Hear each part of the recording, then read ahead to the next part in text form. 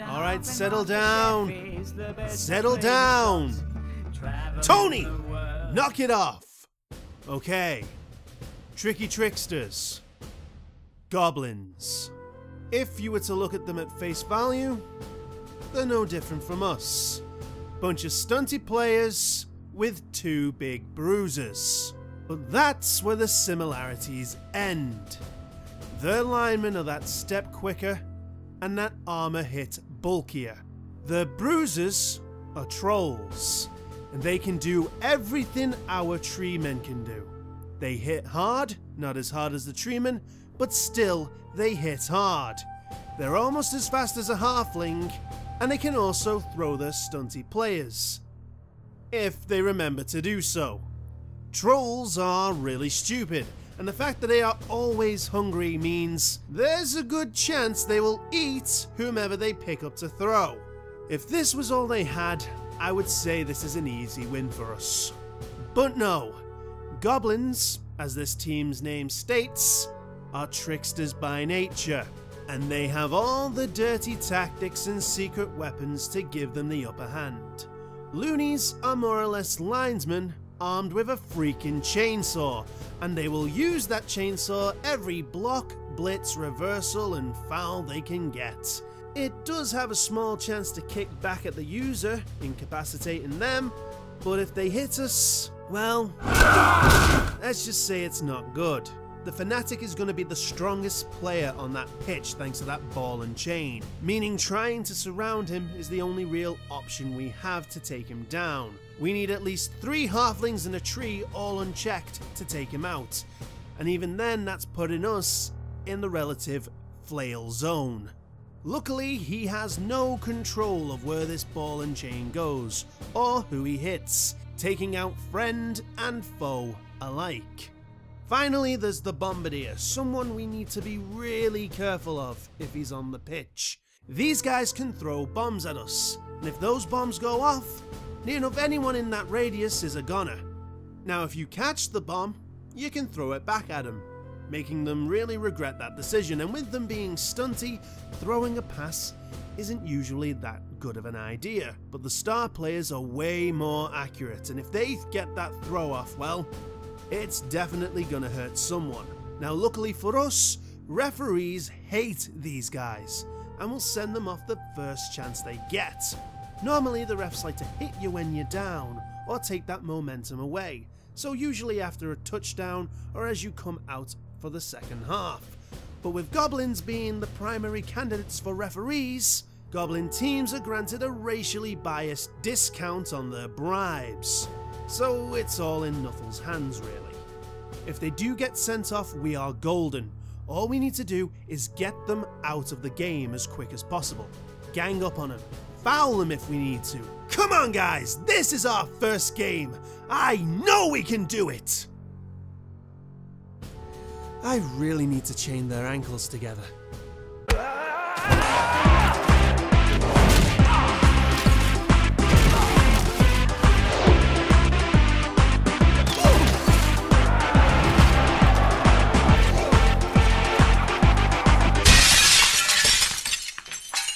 So, we had survived our friendly with Lizardpool, and now came the time for our first league match.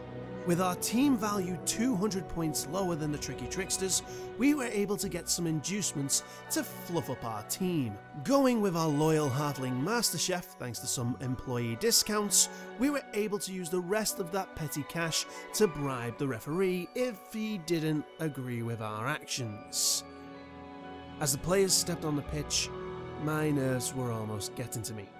Sure, friendlies are one thing, injuries and deaths can be reversed. But in a league, you're on your own. But with our inducements, I was confident Nuffle would bless us this day. Oh, how wrong I would be.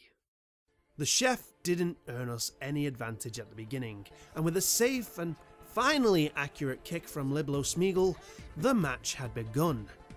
Grimsub the Fanatic started the offense, smashing down Rudo Pseudo. Treebeard stood firm and was able to resist Grimsub's second attack, but was taken down by the third, showing how dangerous secret weapons can be.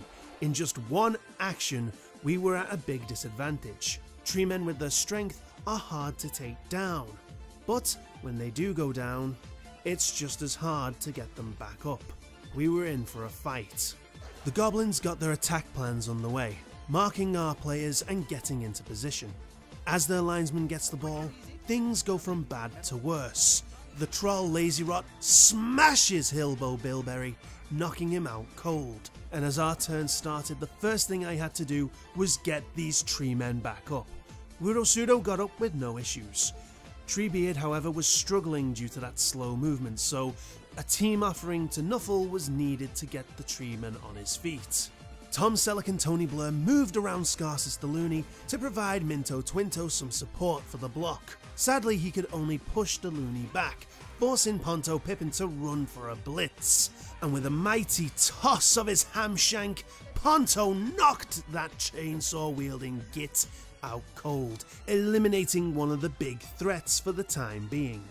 Liblo moves to assist Frodo with a block on the linesman Niggin, who dodges with ease, while Frito and Merry bravely try to tie up Gutpuke the Troll, ending our turn.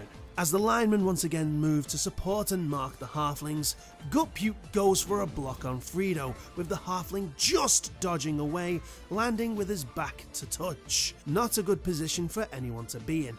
Grimsub swings his ball at Treebeard for a third time, and for the second time Treebeard stood firm and brushed the attack off, sending Grimsub Wudo way, who didn't have the same luck, and was knocked down with a hard blow.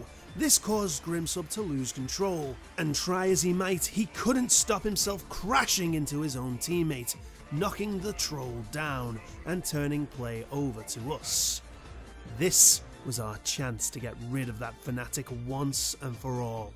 Minto moves in to support Treebeard as Tony Blur marks Sketchgob for the Tom and Tony blitz attack. Tom bum rushes the goblin, sending him flying, providing Treebeard the support to take the fanatic down, knocking him out in the process. Two of the biggest threats were now out, and we had ourselves a mirror match. Frito dodges a swipe from Gutpuke to avoid the guaranteed crowd surf on the Trickster's next turn, as Merry goes to block Bugby, with the goblin dodging out the way, allowing Merry to also free himself from the troll's grasp.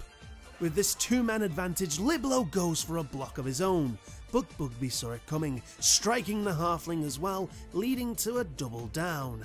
Turn over. The Trickster's coach screamed for Lazy Rot to stand up, but the troll had forgotten what standing meant, so just laid there dumbfounded. As Stillus ran the balls safely into our half of the pitch, Niggin slips past Frodo and blitzes Frito. With a mighty uppercut, Frito is sent into the crowd. Luckily he wasn't hurt and would be surfed over to the dugout. It was once again our turn, and with no other way to stop Stillus, Treebeard picks Minto up and with a strong arm yeets the halfling into a more favourable position. Ponto moves to support Tony Blur, who shoulder charges Zakgag to the ground, freeing the path a bit for Tom Selleck. Tom uses that stunty frame to get away from his marker and marks Stillus, giving Minto the support for the blitz. As Minto moves in, Nuffle wasn't on our side, and Stillus throws a punch, causing both players to go down. Turn over, but it was our last move.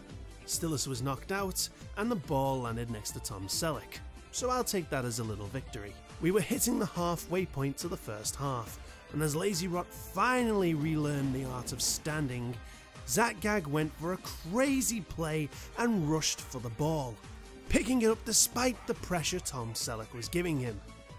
Something which I admit was worth applauding. Gutpuke takes a swing at Merry, but Merry dodges, wasting the Trickster's blitz and adding to the troll's frustrations. As the goblins re-maneuver themselves, Bugby goes for a dropkick onto Liblo Smeagol, only for that to be dodged as well. Though you can only dodge for so long. Our turn began with Ponto and Tony moving to support Minto and Tom Selleck. Treebeard slaps down Lazy Rot, and Wudo moves to make sure that if that troll does get up again, it won't be for too long. Tom charges at Zakgag, but the goblin dodges, finding himself now on the edge of touch. Merry pushes Niggin back, freeing Frodo Bagfoot to make an all-out rush to march Sketchgob. Liblo goes for a block on Quirlob with the goblin striking Liblo, ending in another double down. At least this time no one was hurt. On that turnover, Niggin uses the free space to support Sketchgob, as the other goblins move to support and mark downed players. While Lazy was once again lost in his own vacuous head, Gutpuke was left to do all the dirty troll work, and do that troll work he did, smashing Merry with a soul-shattering backhand, breaking the halfling's jaw, and making up for the humiliation he suffered previously. This meant Merry would miss the next game. Remember, this is Blood Bowl, we have to expect these things to happen. With us down another player, Sketchgob goes for a block on Frodo, with Frodo giving as good as he gets, granting the double down, turning the game over for us once again. Now was our chance. Frodo gets up and slips past Niggin to corner Zakka, giving Tony Blur the chance to blitz the ball carrier straight into the crowd with a ham to the face. The crowd taking him away, never to be seen in this match again. If I remember, I think he was found in a gutter 2 towns over. With the crowd throwing the ball deep into the Trickster's half, we now needed to get that ball. And with only 3 turns left in the first half, time was not on our side, and we knew it. Wudo defied his tree-rooting nature and made a mad, all-out dash to shield the ball, and as Tom Selleck rushed to provide more cover, Niggin tackles the halfling, sending him crashing to the floor.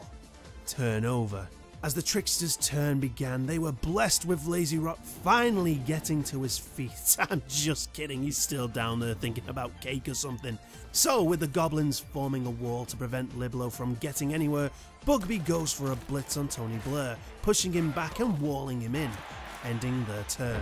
Ponto moves to lock up that extra man on Tony, and before anyone else could make a move, Tom Selleck went to pick up the ball in desperation. With a fumble so bad, not even Nuffle could help him. Turn over, with me feeling both angry and stupid for letting that play out. Anyway, how's Lazy Rot, Jim? I've seen mushrooms that look smarter. Thanks, Jim. In an act of sheer disrespect, Gutpuke and his 2 goblin buddies played musical chairs around Liblo Smeagol, something deep down I found oddly amusing. Niggin moves to provide Bugby support, who smashes Tony Blur with an uppercut, sending the former Prime Minister flying, allowing Sketchgob to wriggle away from Frodo Bagfoot to try and help Lazy Rot get up to his feet. This move proved costly, as it allowed Frodo the freedom to add another body of protection to the ball, as Minto Twintos and Tony Blur mark Niggin and Bugby respectively. In an attempt to provide cover to the left side of the ball, Ponto orchestrates a yeet with Treebeard, flying majestically through the air like an eagle, and crashing down like a dying swan, knocking himself out and providing the crowd with some absolute comedy. It was now or never. Tom picked up the ball and played it safe, moving as close to the end zone without running the risk of falling over, with Wudo risking a rush to ensure Tom would not get blitzed. Liblo stood up to end the turn, an action he would instantly regret as Gutpuke smacked him back down again. Giving up on the lost cause that was Lazy Rot, Sketchgob moved to provide Niggin the support for the block on Minto, who would also counter, knocking both players down, turning over the Trickster's last turn of the half, badly hurting the halfling. I hastily got the apothecary to heal Minto's injuries, not wanting any more players to be taken out with a full second half to go. This was a mistake. With our last turn of the half, Tom scores the touchdown and celebrations could commence. But little did I know those choices would cost me dearly. Only 1 member of each team came to during halftime, and as the teams came out for the second half, the wonderful aroma of the chef's cooking distracted the Tricksters long enough for the Proudfoots to swipe one of their Nuffle offerings. Better yet, with no bribes to offer the referee, both Grimsub and Scarsus were sent off, evening out the team in both quantity and I'll say quality. And 1 kick and a quick snap later, our offense had begun. The Proudfoots form a half cage around the ball, as Ponto provides some support for the line of scrimmage. With an offer to Nuffle to stop some rooting, Wudo slaps Lazy Rot down, knowing how pivotal the troll was for us in the first half. With Lazy Rot down, Minto used the vacant space to provide an extra man assist to Frito, and with one boot from Treebeard pushing Gutpuke away, Frito gets a full strength block on the linesman Gutbum, sending the goblin flying. Tom and Frodo maneuver to form the rest of the cage for Gobby the Jobber to safely pick up the ball and run into, ending the turn. Goblins edge the way over to set up their defense, with Quig running to prevent the cage from advancing. Both Lazy Rot and Gutbum stand up, ending Lazy Rot's streak of stupidity, something he clearly passed on to Gutpuke as the troll got lost in thought over food processing when ordered to go for the blitz. It was the Proudfoots' turn, and we start with a furious kick by Treebeard, sending Sketchgob spiralling to the turf, with Frito following up with a foul, knocking the goblin out and drawing the attention of the referee. And in the ultimate display of fairness, the ref took the bribe and Frito was allowed to stay on the pitch. What? I said it was a fair call. I didn't say it was for them. With the extra man to assist, Tom Selleck initiates a blitz on Quig, knocking him down and allowing the team to take the cage further up the pitch. Wudo Pseudo picks Minto Twintoes up and throws him like a cannonball at Gutpuke, only for Minto to miss, crashing to the ground, stunning the poor halfling. And while the crowd were choking on their beers in laughter, our turn had ended. As the goblins moved toward the cage, Gutpuke recovered from his mental lapse, blitzing Frito and pushing him in between a troll and a hard place.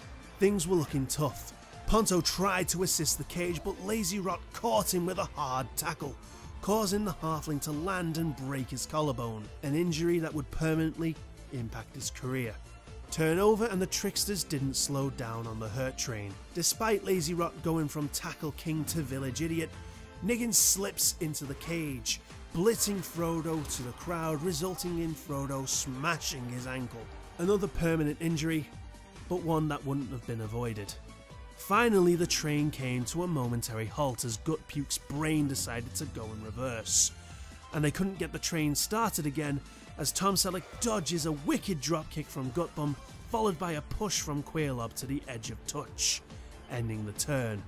The last remnants of the cage moves to blitz Niggin, pushing the goblin to the edge of touch, making it easier for Gobby to free himself and set up shop ahead of Treebeard. This was a chance to have Wudo Pseudo move and throw Gobby deeper down the field.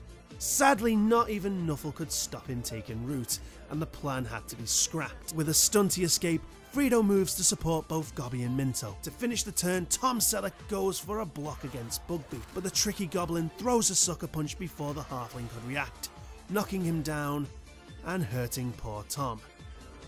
We were dropping like flies. We were spared more injuries as both trolls synchronized their stupidity, wasting the blitz opportunity. Niggin pushes Liblo Smeagol back, freeing himself from the surf, and with some pack mentality, Gutbum gave a little bit of rolling thunder, sending Liblo flying. Wudo Pseudo flattens Quig, freeing up Gobby, Frito and Minto to form a half cage deeper into the trickster's half, while Treebeard marked Gutpuke. Tony ducks past his marker and forms a scissor maneuver with Liblo to keep the rest of the goblins tied up for the moment. Lazy Rot forgets he's a player and not a spectator and wastes the blitz, while the goblins push Liblo Smeagol and Tony Blair around, freeing the team up to chase after Gobby, Frito and Minto. Our turn again, and Treebeard kicks Quig straight into the fist of Wudo Pseudo, knocking the goblin out. Seriously, would it kill Nuffle to give these trees some bloody SPP? With a stunty dodge, Tony Blair moves to support Frito, who goes for a blitz on Nuffrock. With an offer to Nuffle to change a terrible fate, a push was all that could be done, forcing Gobby to pitifully attempt a horizontal screen. Liblo went to dodge away from the line of touch, but was hit with a hard tackle, leaving us with another badly hurt player. Turnover, and by now, I was terrified that I would have to forfeit due to lack of players. Gutpuke finally remembered he was in a match and alongside two other goblins blocked Treebeard from helping out the halfling screen that was being surrounded by more goblins. Once again we would be saved thanks to another wasted blitz from Lazy Rot and his smoothest of brains. And as Nuffrock moved to keep Gobby under pressure, Tony Blair makes a decisive tackle, giving us our chance. This was it.